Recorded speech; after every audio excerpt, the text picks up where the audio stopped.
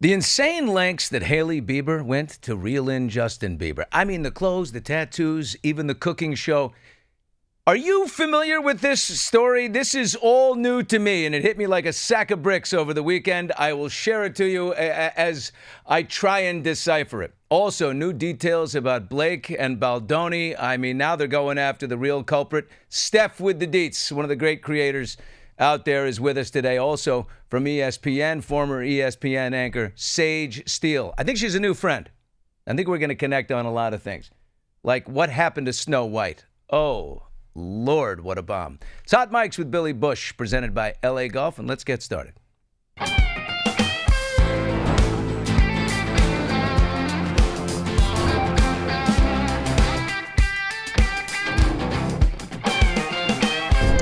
And we're live on TuneIn and YouTube. It's Hot Mics. Thanks for being with us today on this Monday. Went out to dinner last night with a great group. We had 6 people. We went to Mr. Chow in Beverly Hills. Fantastically fancy, sexy Chinese restaurant in Beverly Hills. It's Larry David and his wife, me, my girlfriend Allie, my friend Skip, and his wife Edie. Okay, there's 6 of us. 6:30 dinner. I pull up at 6:27. When you're the smallest guy in the room, never be late. I pull up behind Larry David, right behind Larry. I notice Larry get out of the car, and he's wearing what I would say is the spiffiest, snazziest jacket I have ever seen in my life. I mean, camel-colored, popped collar in the back, sort of wrapped in front. You know Larry's not a big, if you've seen Larry David, you know he's not a big fashion icon. But, woo, does this man have a swacket on? I look at that, I watch him go all the way into the restaurant, and I finally get out. I follow in, I go to the table. We're having a beautiful time. We get the duck. You get all the things you get there. I'm not paying for this. I'm not even going to pretend to reach for my wallet after this one. I'm the smallest fish at the table. I'm not paying. I already know that. Anyway, I say, Larry, that jacket on you is unbelievable. So stylish. And with the haircut, I would say you look more powerful and younger than you ever have. He says, I don't like it. I don't like the jacket. I don't like it. It doesn't fit in the shoulders. It's annoying. It's this. And I'm looking at this jacket going, this thing's got to be $1 gazillion. His wife is going, Larry, that's a beautiful jacket. It's expensive. You look amazing in it. Nah, I don't like it. I said, Larry, for what it's worth, I don't think there's a finer coat in the world, and you look amazing in the thing. He says, I'll tell you what. If it fits you on the way out, it's yours. Well, I don't think another thing about it. You know, we keep talking about other things. There's laughter. There's the whole. Of course, when the check is done and the third guy grabs it, not Larry, not me. If you know Larry, he's not grabbing it. If you know me, then I'm not grabbing it. Skip picks up the check. We walk out. I haven't thought about the jacket since, for the last 20 minutes, 30 minutes. And Larry looks at me and goes, okay, let's see the jacket on you. And he takes off his jacket. I take off the American Eagle, whatever I'm wearing. And I put on Larry's jacket. And I will tell you this. Look, it was like when Cinderella slid right into the glass slipper. Okay? Everyone around was like, whoa. I mean, I said, wow, this thing fits on. But the maitre d's looking. I mean, the bartender's nodding. The ladies in attendance are, I don't know. And Larry goes, oh, God. Okay, fine, it's yours. He takes it, gives it to me. We Googled the thing on the way home. It's a $6,000 jacket. Look at this thing. This is a Brunello Cucinelli. Apparently, he's a very fancy designer. Whoops. Uh-oh. Maybe now 4,000. So I say, Larry, before you go, we got to commemorate the photo. Larry leaves a little cooler, so we take a picture outside on the curb. And there we are. Look at that if you're watching on YouTube. Larry, one jacket lighter. And doesn't that thing look nice on me? A little long in the sleeves. I can take it in. But how about that? It's the fanciest clothing item I own. And if you ever meet me or you see me soon and you know me, chances are I'll be wearing it. So here's what I did over the weekend. I consumed this amazing story. I don't know if you've heard it, but it's story of ambition, perseverance, resilience, and ultimate triumph. Okay? It consumed the internet like you wouldn't believe. Everyone was talking about this thing. Look, old media has the Pulitzer Prize for journalism. New media needs the Sherlock. to properly award the incredible find-outologists that sleuth away on the internet. My weekend was consumed with Hailey Baldwin's relentless 10-year plan to become Mrs. Justin Bieber. I am not denigrating this woman in any way. It's an absolute triumph. So there's this 20-minute YouTube short documentary by an account called Internet Oddities. They chopped it up into 7-part TikTok series. The thing was posted 6 months ago. Why resurfacing now? Well, because Hailey Bieber committed the cardinal sin of trolling the fan-fiercely protected Selena Gomez by allegedly liking a post. Hailey likes a post by a content creator named Courtney Presto that was kind of making fun of Selena and Benny Blanco's new album that they just put out there. Hailey's PR team denies she ever liked the post, saying this entire story has been fabricated by a content creator looking to capitalize on an old, tired narrative. Well, Selena's fans swung into mama bear mode and found this video, 20 minutes long, and made it go viral. So my girlfriend and her friends were going nuts over the thing. At first I thought, this is Delulu. This is nuts.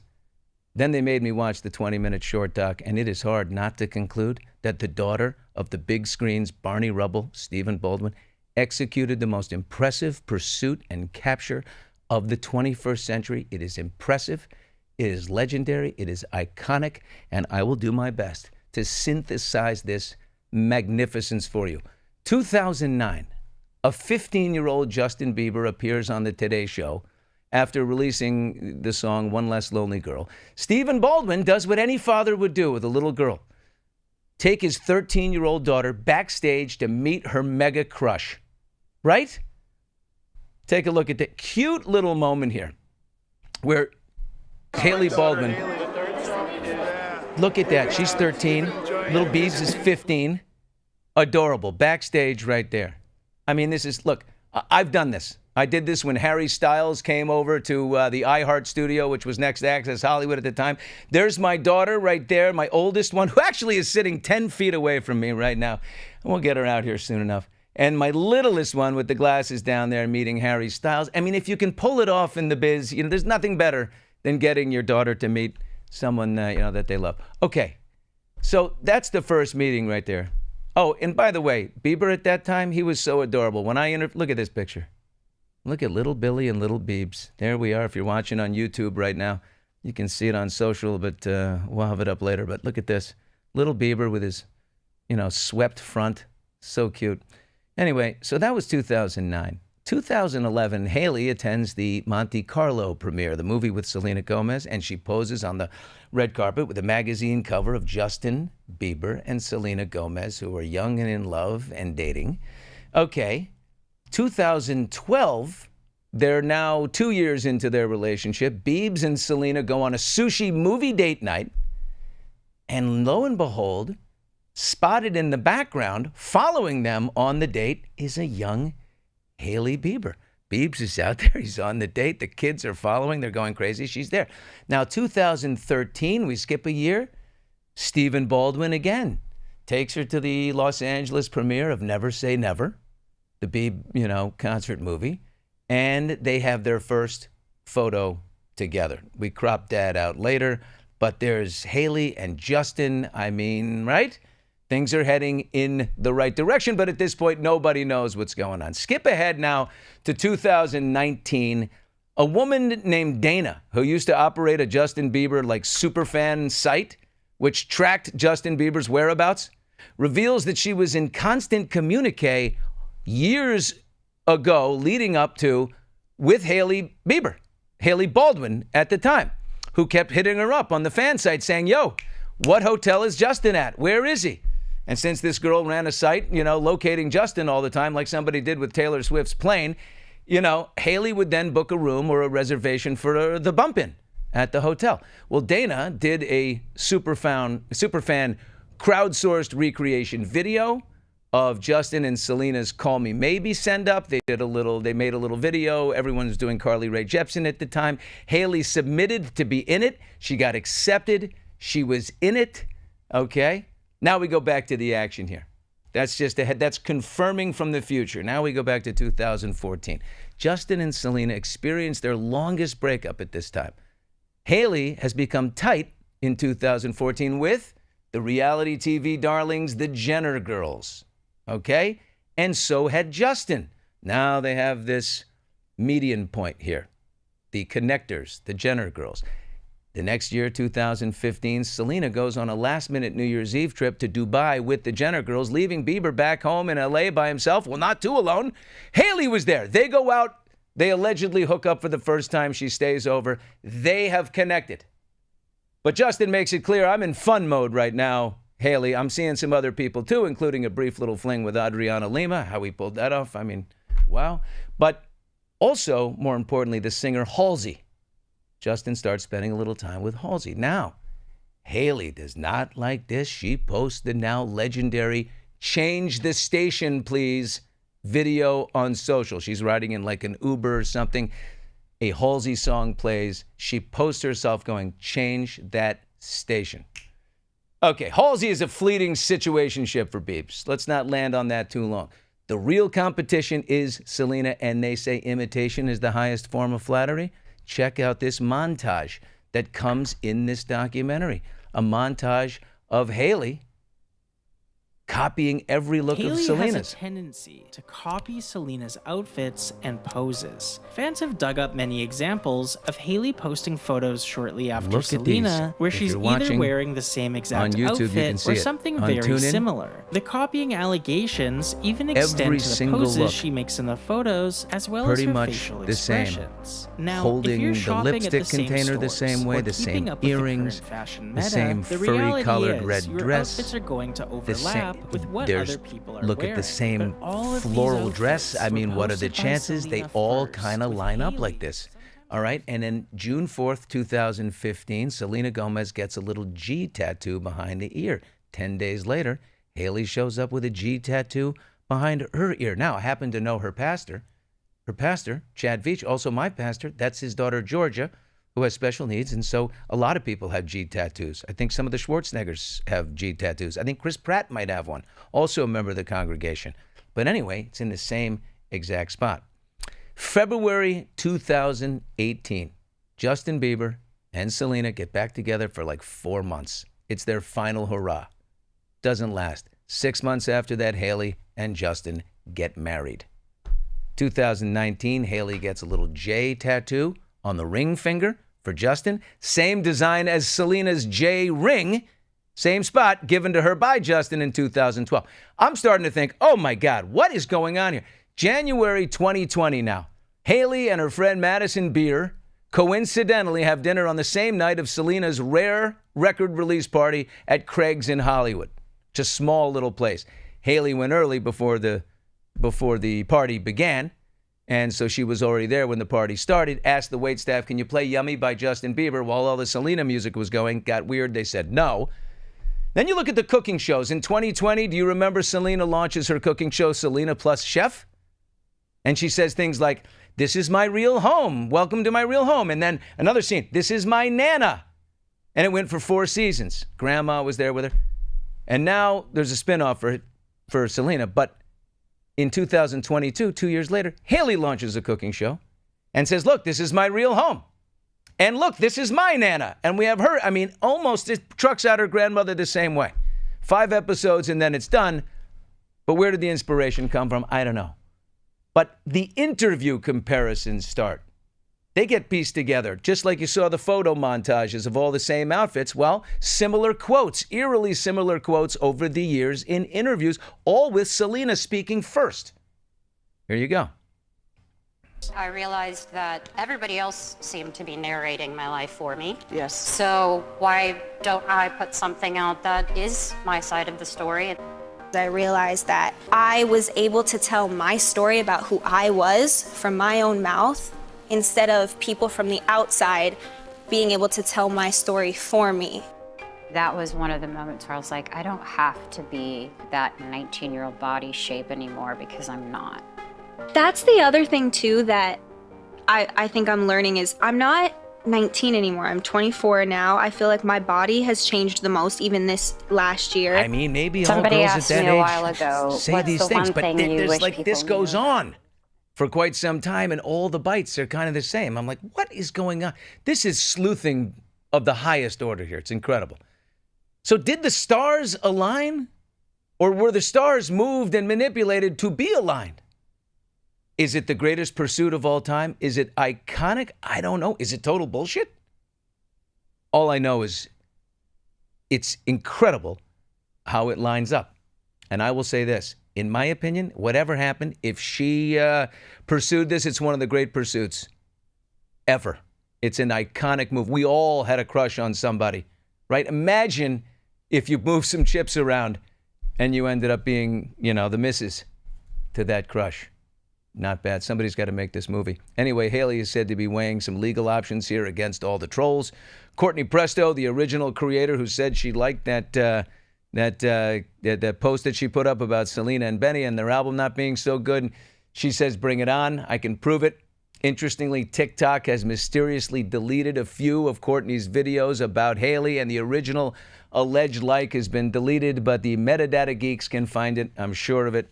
So we'll see what happens if any action gets taken, but it's incredible. Let's turn to the latest in the Blake Lively and Justin Baldoni shit sandwich that everyone's choking on, okay? It's okay if you've either never known or lost sight of what or who in the world started all this in the first place. I get my updates from all kinds of places. I got a cabal of creators I follow, a phalanx of find-outologists, including Candace Owens, No Filter with Zach, and It's Donna Bowling, and the impeccably organized Steph with the Deets, who is with us right now. Steph, you've been traveling. How you doing, Steph? I'm good. How are you? Oh my gosh, you got some amazing stuff going on here. Can we jump in and is Steph Jones the publicist, the original publicist who had the Wayfair and Justin Baldoni account? Is she the possible shit stir here in all of it? It definitely seems that way.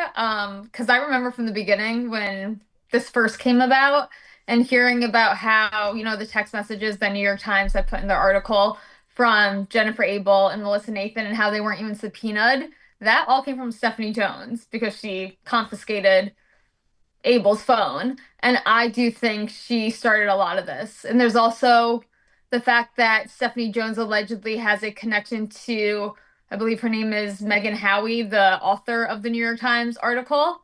Megan Twohey. Megan Twohey. Yeah, Megan Twohey. I said Howie. Sorry. Twowie. My mistake. It's the weirdest spelling. It's a Twowie. Yeah, so she apparently has she did this with the whole who was it, Harvey Weinstein? He was a co-founder, or he had he invested in the Jones Works company. And once he got too much power, because since he put money into it, she apparently fed information to Megan, who then wrote a huge article. This is where she had gotten the Pulitzer Prize from.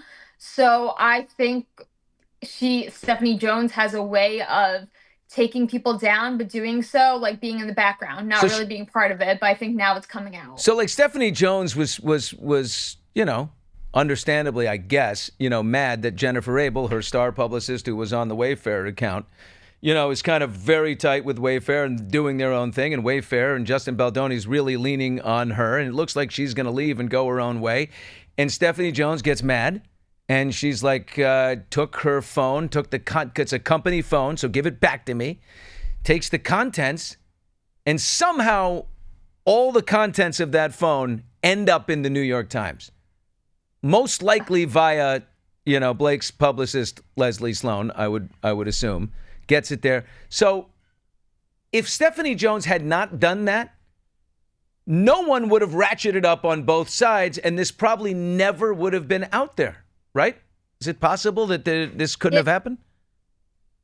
I don't know if Blake would have still gone through with the whole sexual harassment of it, because technically that's separate when you think of it, the smear campaign versus the sexual harassment. Yeah, they're not. But I don't think Blake didn't really. She still has no evidence for the sexual harassment. That's what people are sitting and wondering. They're so. Because they keep talking about the smear campaign now. They're not really touching on the SH sexual harassment part of it. And it's what happened to that? Because that's what actually was a huge part of the New York Times article. And that's why a lot of people in the beginning were on Blake's side, because when a woman comes forward and says that, you most likely would think she would be telling the truth, especially such a person in the spotlight. Yeah. But yeah, I think Stephanie Jones definitely was like pot stirring big time. Wow. Well, you also had this. You made this post 2 days ago. Ryan Reynolds, we all know he tried to get dismissed from Justin Baldoni's lawsuit, tried to take him out, the day before Blake tried to take herself out of the lawsuit. But anyway, in Ryan's efforts, he calls Justin a predator, right? And then you dug up from Deadpool the fact that he cast his 7-year-old daughter, Inez, this little girl who's 7 years old, to play the character of Kid Pool. There's so many pools in this thing, I'd be like old man pool or whatever I am. And this little kid, and one of the lines that she had, do we have the clip in there? Because I don't want Steph to have to say this, and I don't want to have to say it. Here's a clip of Ryan and Blake's 7-year-old daughter, Inez, who played Kid Pool, and what she had to say. Dead Prime here. Poor guy. Our fight isn't with you. When I want your opinion, I'll take Wolverine's dick out of your mouth. That's Kid Pool. Guiltily, that is my daughter, Inez. Okay. So that's Ryan Reynolds. He controls this whole thing. He has his 7-year-old say, if I want to hear your opinion, I will have Wolverine's blank out of your mouth. I mean... Yeah. I don't think I'm looking at my daughter's actually in the room with me right now, Steph. She's 26 now, but I remember when she was 7. And I could never tell her to say that 550 times, on camera. It's crazy. And then some people were pointing out in my comments, I didn't talk about this because I guess it's up to like your perception of it. Because they're like, it's a very interesting line because it kind of paints Deadpool, or was he Nice Pool at the time? I don't know. I never even watched this movie, so it really does confuse me with all the pools. But anyways, because they're like, why would Wolverine's D be in his mouth? Like, is he homosexual? Well, it's a like, gay joke, and he and Hugh Jackman is Jackman's Wolverine, and they have this like homoerotic, bromantic relationship. Yeah, bromance, big time. Right? Is that a joke you really want to throw on top of it? Maybe he does. He's trying to. Who knows? Where does this go, Steph? You've been all over this whole Baldoni-Lively thing, and literally this trial is 1 year away if it ever gets there. Crazy. Like, can there still be something every day? Like, it's crazy. So I thought it would definitely taper down until 2026, but I think they must be realizing that they really don't have evidence. They keep saying they have this evidence that we're all still waiting, and we're like, yeah, they have these, because I think once they did the protective order and, the attorney's eyes only, and the way that they have to go about it, they actually have to, prove that's attorney's eyes only. They can't just say, oh, we don't want the press to see this or whatnot. I think that's going to be hard for them, and I think that's what really pushed them to now have, the motions to dismiss. Because it's pretty crazy that they're filing motions to dismiss when they started this. Did they not expect... I feel like they didn't expect Justin Baldoni to fight back. Oh, my God. And I think they didn't expect it, and I think he fought back very well. Now they're like, oh, shoot, now what are we going to do? But they don't want to settle. And I don't want them to settle. I actually would love this to go to court, but they don't want to settle because I feel like they're just too narcissistic to settle. Yeah, no, I don't think they've gone too far. It's called past the point of no return. Steph with the deets, TikTok, Instagram, wherever you want to find her. She's all over this stuff. It's riveting. Thank you so much, Steph. Thank you. Talk to you soon. It was nice seeing you again. Bye. Good seeing you. The cabal, when they write that article on the mommy sleuths, that's I don't even know if she has kids, but she's like one of those sleuths that's finds these little details. I've always said too, if someone is accused of something, if Baldoni didn't do anything, it was just okay, hope it goes away. You got to counterpunch. I mean, you've got to hit back when someone says something about you, and hit back as hard as you possibly can. Why would, I always look at someone like Michael Jackson. Why did you settle? Why would you settle when someone accuses you of something horrible? To me, that's an admission of some kind. Anyway, coming up, our guest, Sage Steele, is going to be joining us.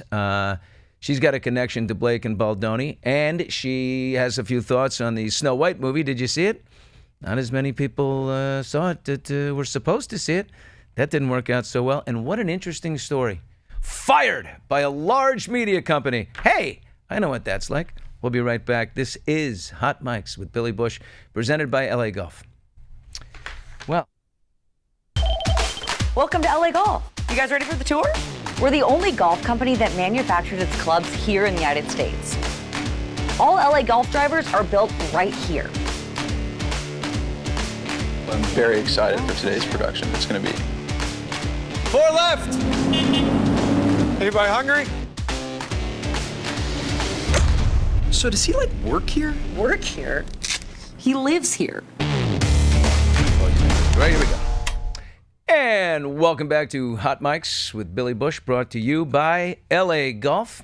And look, we turn our attention to our guest today, Sage Steele.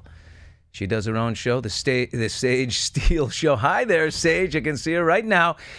She interviews entertainers and athletes and business people. And I swear to God, a lot of these people end up crying. I'm watching Sage Steele's. I mean, don't do this to me now. Don't turn it around and have me crying about everything. I'm a very easy cry, too.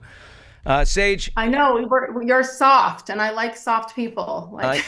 I am soft. You know what? In that way, I would say soft, although I can do 100 push-ups at once. Okay, maybe not once. Oh, okay, in the sum of a day. Look, you, by the way, let's start with something really fun here, Sage. You got to be one of these, you were given the, what do you call it, the media pass in the briefing room. Yeah.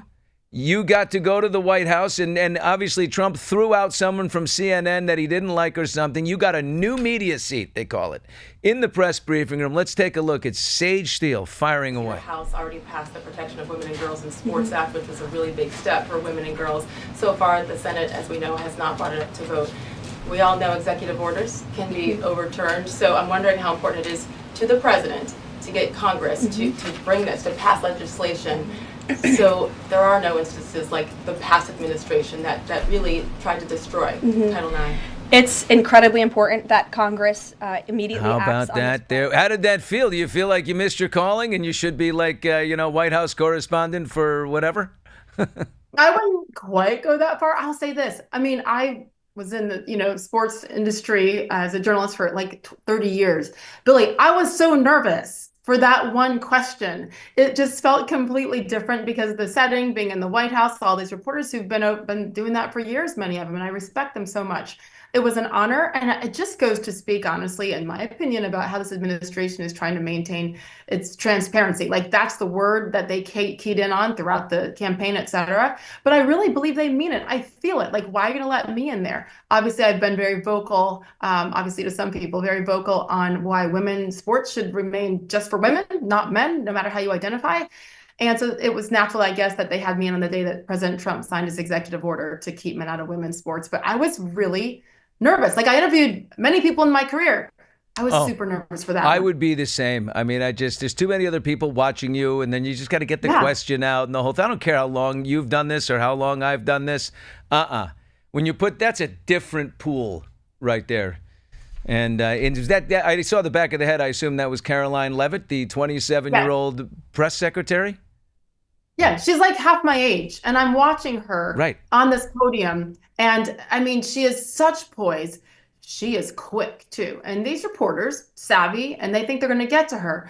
I think maybe they are maybe just still having a hangover a little bit, or just taking for granted her skill set versus the last press secretary, Karine Jean-Pierre, who couldn't handle much, it seems. Again, just my opinion. And Caroline is out there while balancing being a new mother with a 9-month-old little boy at home. She's so impressive. I know when I was 27, like, I was new in the business and I was a disaster. So I watched her and I'm like, this girl's got it. And she's deserving of being there. Wow, 27 years old. That's incredible.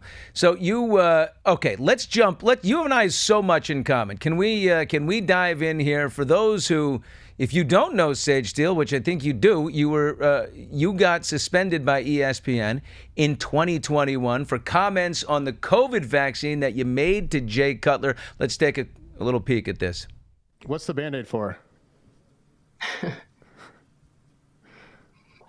Well, I got my shot today.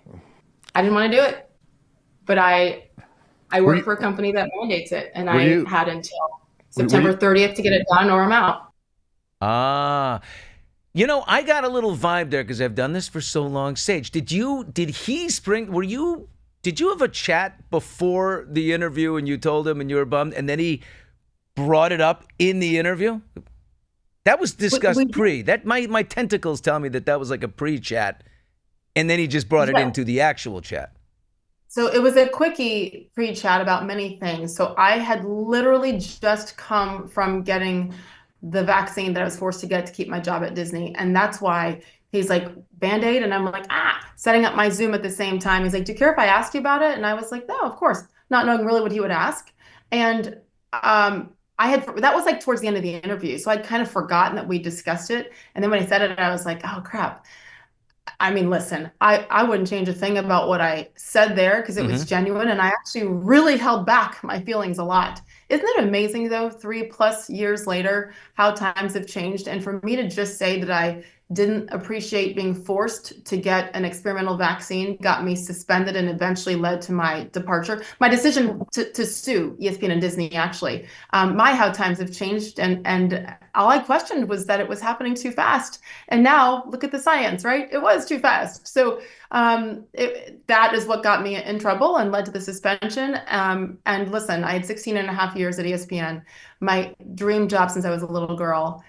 It sucked to have to make the decision to stand up. But when you allow some to speak about things that have nothing to do with sports, on sports shows, for instance, when a young woman on one of our hosts went on to talk about Roe versus Wade being overturned on an NBA show, I said that comment about the vaccine on a day off on Jay Cutler's podcast. I always separated my opinions from my work.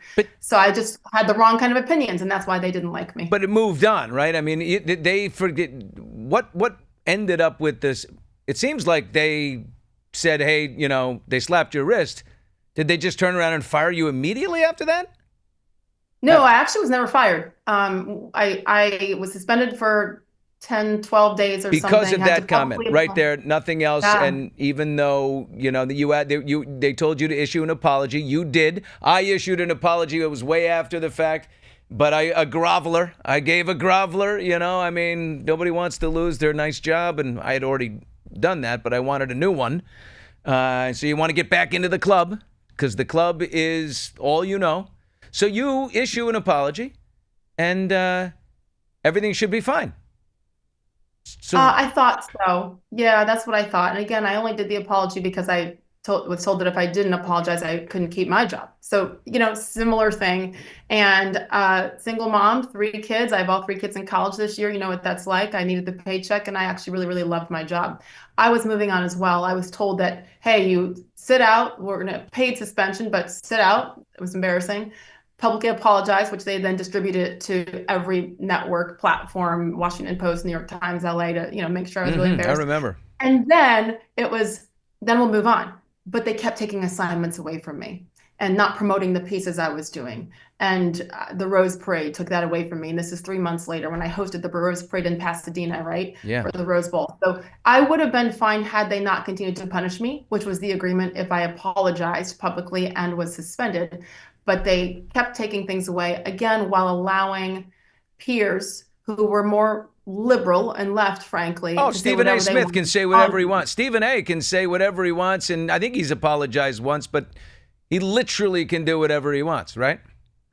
Correct. And that was why I sued Disney, not for suspending me, et cetera. It was, I mean, I guess that was part of it, but the double standard, either you allow your people to say what they want, whenever, wherever they want, or you don't, but you can't pick and choose. And because I don't align with Disney politics, then I'm out, but they can do whatever they want.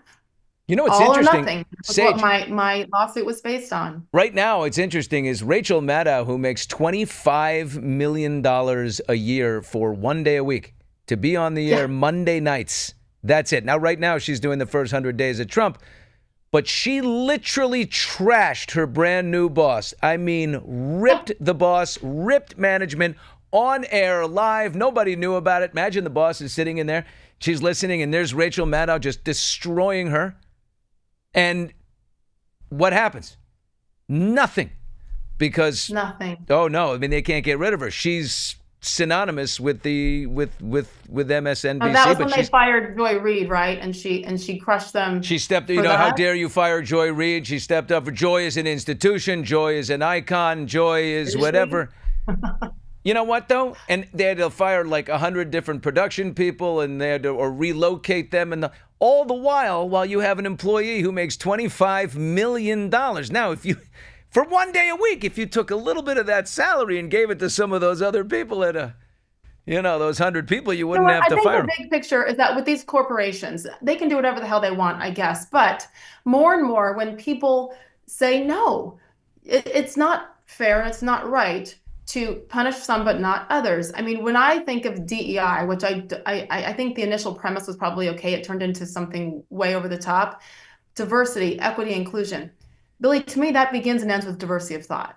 And that's what these companies preach but don't practice. And that's what mine was based on. The last thing I wanted to do was sue my employer. My God. And oh, by the way, little old me versus Disney. I mean, you talk about David versus Goliath. So it broke my heart, but it was the right thing because of what I've explained. And it was, we settled out of court Billy, I went to work every day from the moment I was suspended and got back to work to the moment we settled was 22 months with an ongoing lawsuit. So I'd go on TV every day. Wow. And love the job, love my teammates, and tried to crush it and talk sports. In the back of my mind, I'm like, oh my gosh, Bob Iger, these people hate me. They're trying to crush me, literally. So I survived, though. Look, it's amazing what happens when they think they've canceled you, they meaning, the crazy media, whatever. And look, you're here. I'm here. So many people. Megyn Kelly is here. There's so many people. I fell in love with you in a healthy way, I promise. Back when you went through your stuff, because I was so saddened by that. And I just think we have turned a corner. I have a lot of hope that this is starting to end, where this cancel culture is acceptable. I feel like there's a little bit of a turn coming. Yeah, I think so. You mentioned DEI in there, and I'm going to assume that you're against it. It's being, wiped out everywhere, against it. But by the nature of being biracial, you would stand to gain from it. Are people shocked that you're so outspoken in something that might give you a leg up? Yeah. Oh my God. Listen, I graduated from college in 1995, started as a sportscaster that year. There were no women doing it at that time, very, very few, certainly in the local, regional, and even national level. Do you know how long I've been hearing, oh, wow, you're an HR department's dream. You're a woman and a woman of color. No wonder you have that job. Yeah, no. No one ever told me that, I guess. But at the end of the day, your skill set or lack thereof determines whether or not you keep your job. Maybe it's a way in. I don't know. I don't know that ever affected me or was a reason why I was hired. All I know is that when anyone is told they have a job or got a job or has gone on in their career with that as the premise, what does that say? That actually says we're not smart enough or talented enough to get this job without this. Mm-hmm. She only got it because of this, or he only got it because of this. Like, it's disgusting. I want to know that I am there based on my skill set and the content of my character, not the color of my skin. Like, it's just not that hard. And what we are doing instead is dividing and then creating, in essence, more division when then white people are told, well, you don't get this opportunity because you're not enough of this.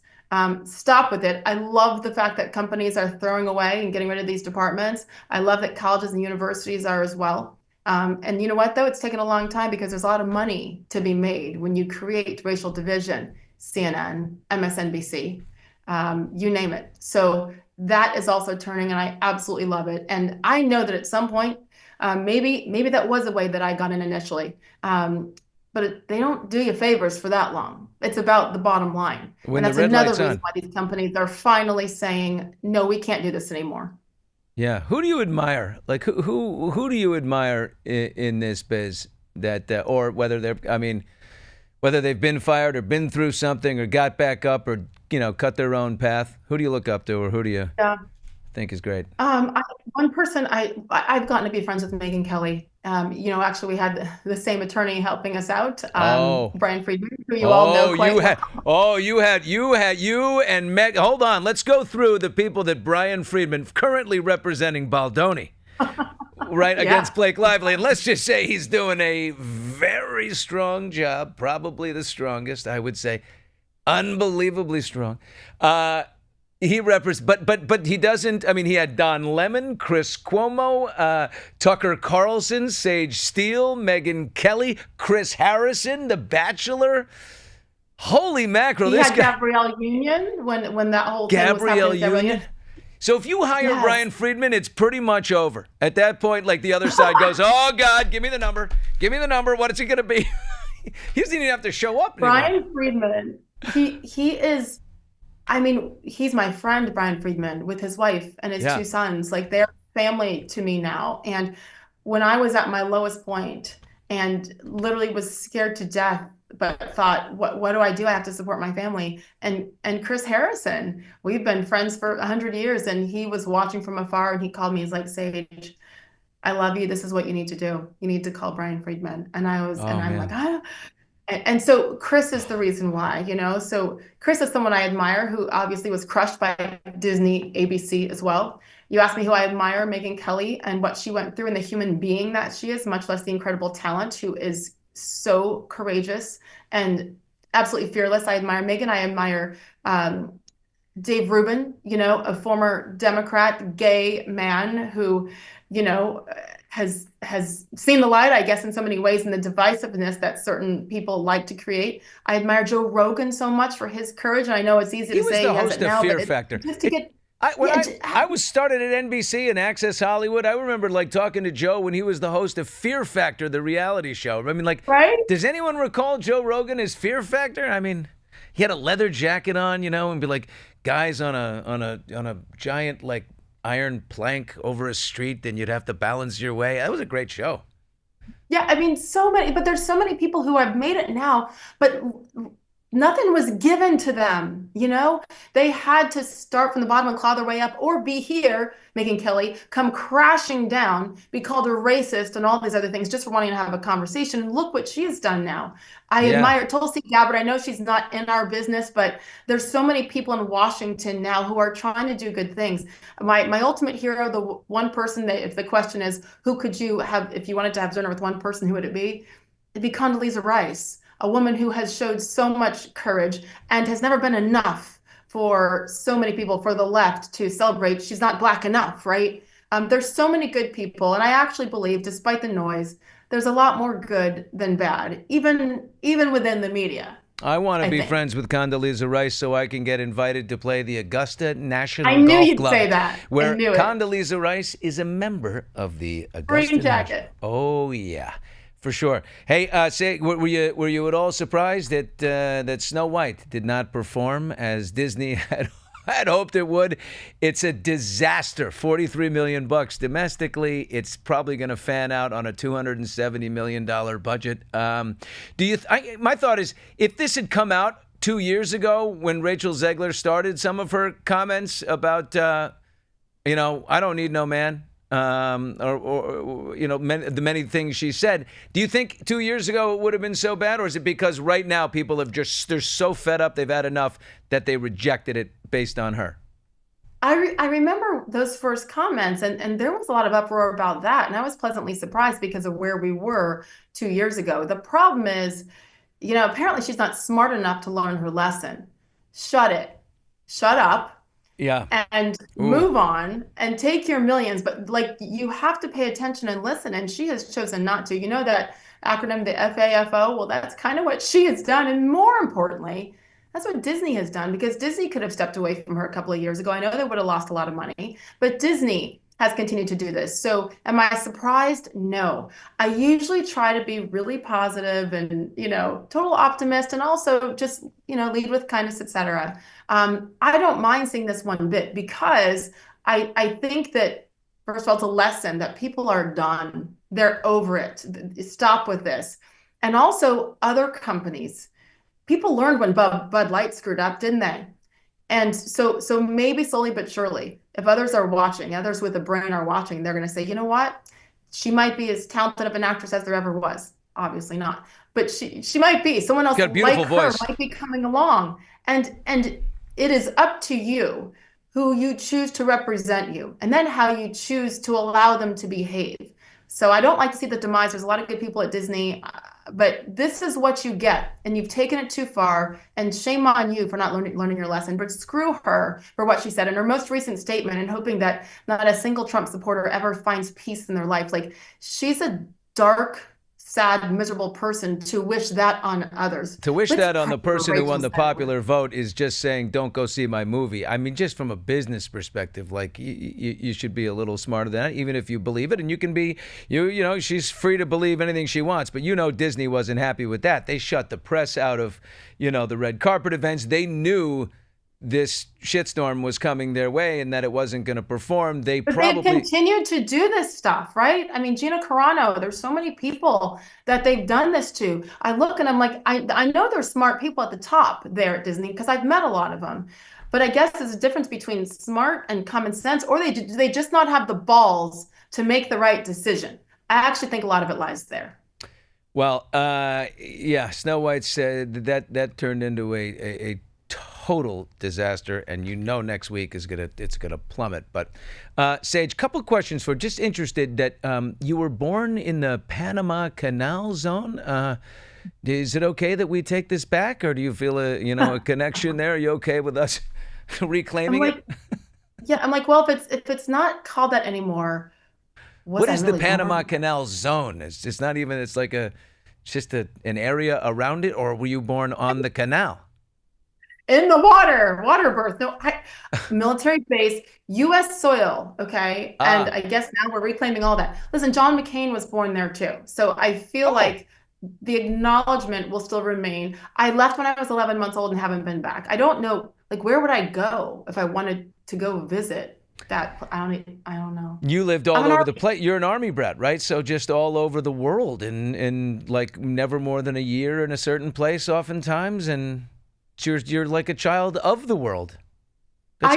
You know what? And that's why, honestly, when people say where you're from, I'm like, I have no idea. By the time I was 11, I lived in 4 different countries, spoke a couple languages, down to one language, usually on a good day, a full English language, not just part of it. But like, that is why I look at kind of what's happening in the country with the diversity stuff. I grew up amongst all of that, where there are so many biracial kids like me, and your race and your gender and your sex, like nothing, socioeconomic status, nothing mattered. It was just this big melting pot. So that's why I'm like, I had the best we had no money, not a penny, but I had the best upbringing because everybody just respected each other and race didn't matter. But now I'm like, all right, I can't really go back to the zone. Where am I from? I don't want to be from where you are, though. No offense to California. You say, no offense taken. It's very expensive here. Sage, you say, you use the term biracial, right? You don't say I'm, African American. You don't say black. You say biracial, and you use that term for Barack Obama, who is half white and half black, and you got in trouble for saying that about him. Why? It's true. Because people are idiots. I swear. I said it in 2021 on the same podcast with Jay Cutler, actually. Oh, Jay's a problem. That also blew up. Actually, I know that actually blew up. But when I had said it the first time, 2014, on The View with Barbara Walters and Whoopi Goldberg, no one cared then. Like, it was fine because that's what I am. I will say this. You may have heard about, I told the story one other time, but Barbara Walters had a problem with the fact that I didn't say black instead of biracial. Because the current president, well, he's biracial as well, but he says black. And I'm like, well, congratulations to the president, to Barack Obama. And I said, I think it's fascinating that, he was raised by his white mother and white grandmother, and his black father was nowhere to be found, because that was the truth. He wrote a book about it. This wasn't breaking news. I wasn't being rude. It's a fact. He can say what he wants. He is biracial. It doesn't affect me or anyone else around me or you. But at the end of the day, I'm really proud of my white mother and my black father equally. And at the time on The View, they put a picture of my parents and my brothers and me on the thing, the board behind us. And I'm like, I'm pretty sure my white mom was there that day I was born in the Canal Zone. Like, why is this a problem for people? I guess it's, they're like one drop rule. And if you have a drop of black in you, then you are black, not biracial. Stop. I would say Barbara Walters, until Mr. Obama can show me 51%, 51 black, then I'll go black when he shows me 51. But right now it's going to be biracial because it's evenly for me. And by the way, if people can identify as a girl today, a boy tomorrow, and a cat on Thursday, but I can't say what I really am when they're all mentally ill, stop it. Sage, well, I know you got a speech tonight that you're giving, and anyway, just what an amazing story. You've done. You picked yourself up. You put yourself back in the game. I think we should all have a convention. We should have a convention. I believe I'm ground zero. I think I'm like you are, because you know what? You know how I'm ground zero. I didn't have Brian Friedman. Everyone else did. If I had Brian Friedman, I'd be sitting up here because I'd be sitting on my wallet. You wouldn't be able to see me. He would collect so much. The next time you get canceled, you know who to call. It could be tomorrow. I know. No, believe me, he's on speed dial. I got Brian. Sage, lots of love. Thank you very much for spending some time. The Sage Steele Show. She's doing her thing. I'm telling you, I saw your interview with Gary Sinise, and he got so emotional about his son, Mac, that he lost to cancer. And, it's just a really good, beautiful conversation. And you're a great interviewer. So congratulations on the success with your show. It's going great. Thank you. It's so nice to finally meet you. Thank you. You too. Look forward to seeing you in person. See you later. There's the great Bye-bye. Sage Steele. Boom. All right. Well, hot mics, hot takes are coming up. Did the White Lotus go too far this time? Oh, my God. Is Tiger ready to tie the knot again? And what is the Don complaining about today? It's all when Hot Mics with Billy Bush returns. But first, can I tell you, we got a really big party tonight happening here in Hollywood. We're celebrating LA Golf launching the driver, the new driver designed by Bryson DeChambeau. I mean, it's the first ever driver with a face and shaft to match your swing speed. The result? Bryson's curved club face technology cures slices and hooks. If you're a golfer, you can stop putting it in the woods or in the water, making all your misses go straighter and farther. LA Golf changing the game with the most technologically advanced golf products on the market. I stand by them myself. Take the swing with LA Golf today. All right, folks, we will get to Hot Mics, Hot Takes with the great Rob Silver. We'll take a quick break, just 30 more seconds, and then, oh, God, the White Lotus has done it again. Oh. Welcome to LA Golf. You guys ready for the tour? We're the only golf company that manufactures its clubs here in the United States. All LA Golf drivers are built right here. I'm very excited for today's production. It's going to be 4 left.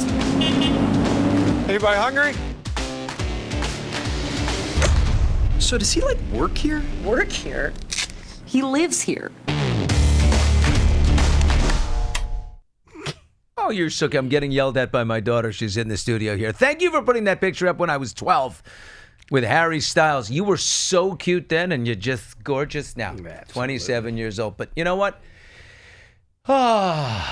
Let's get into some hot mics. Hot takes.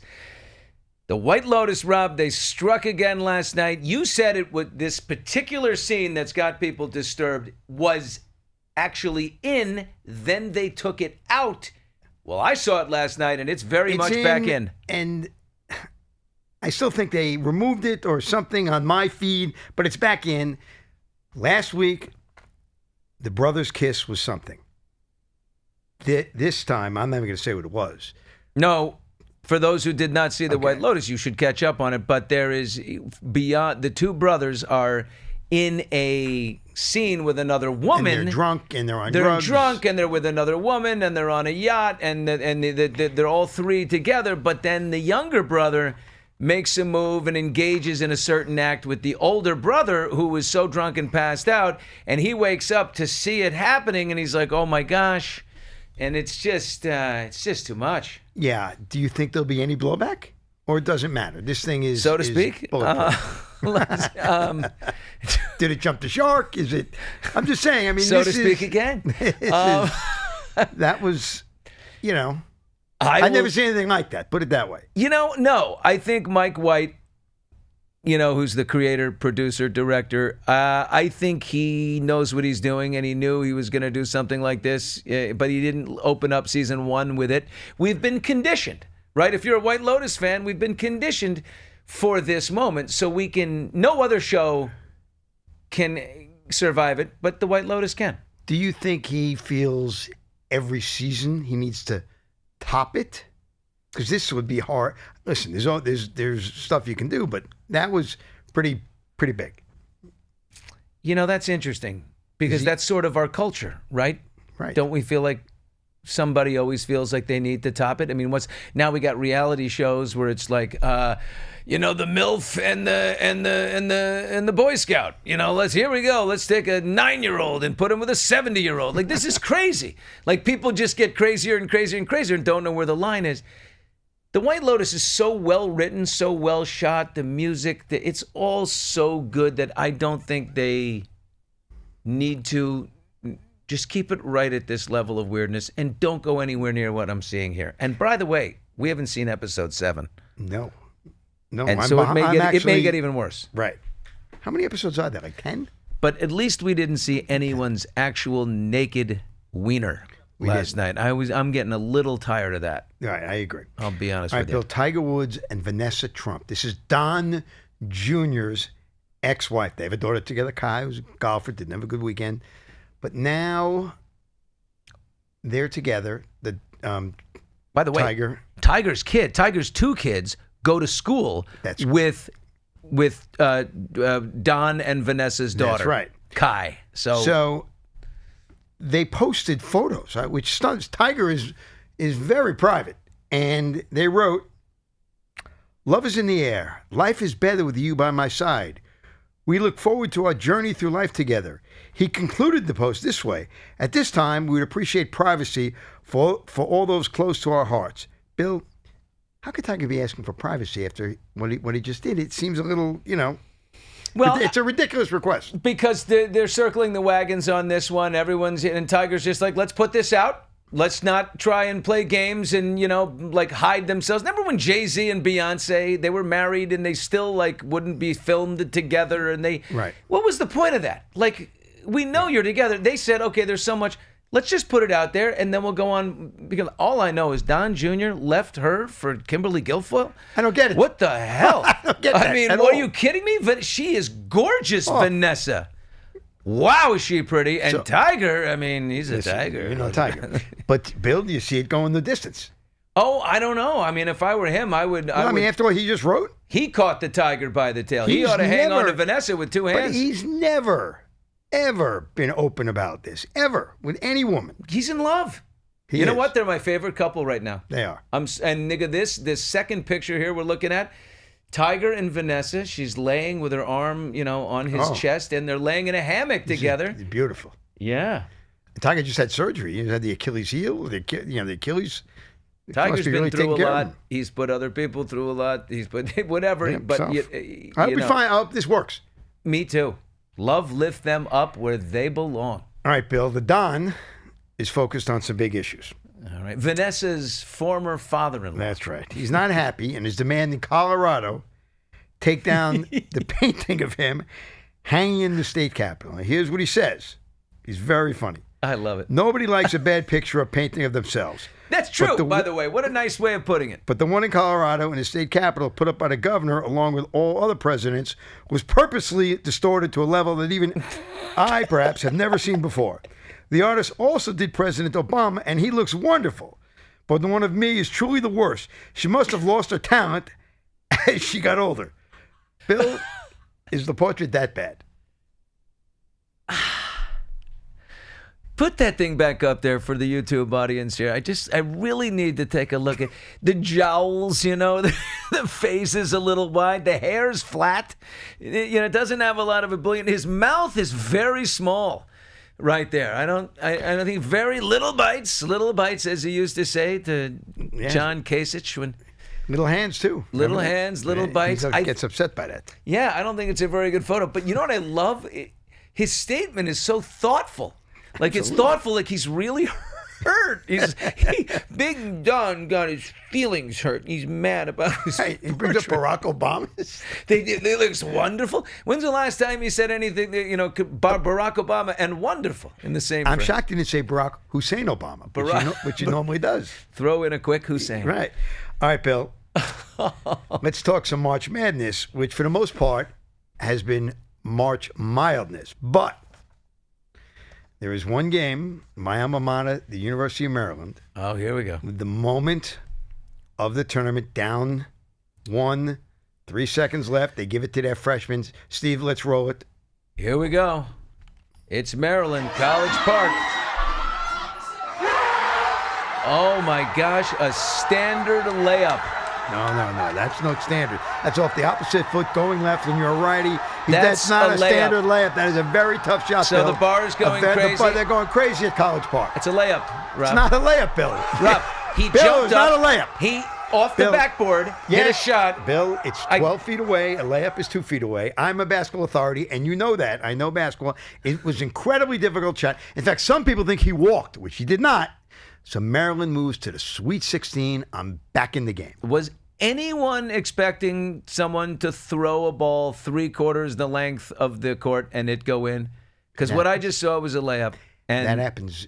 Jerry West did it against the Knicks. I know you know about that. Yeah. I can give you a bunch of them, but I don't need to go into it. Bill, I think we're done with the show for today. I think that's enough. It's 3 o'clock on the nose. I've had enough. You've had enough. God knows the audience has had enough. I want to thank Josie's had enough. My daughter's had enough. I want to thank Larry David for if you've listened to the whole thing, you know, for giving me the shirt off his back. He wore that with the collar up?